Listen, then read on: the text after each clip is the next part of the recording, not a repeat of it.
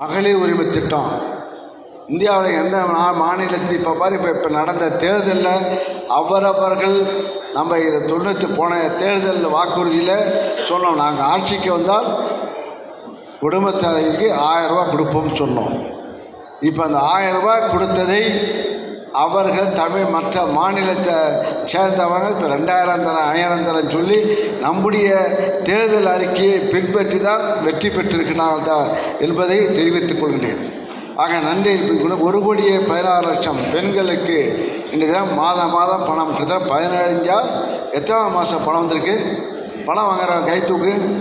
இந்த ஊரில் எவ்வளோ பேருக்கு பணம் வாங்கி வைக்கப்படாது கை தூக்கு. 1000 ரூபா வராங்க கை நல்லா தூக்கு. இப்படி இங்கே பாரியா பத்திரிக்கை, இங்கே பாரியா கடலூர்லேயே இவ்வளோ பேர் வாங்குறாங்க. எத்தனாவது பணம்? 15 17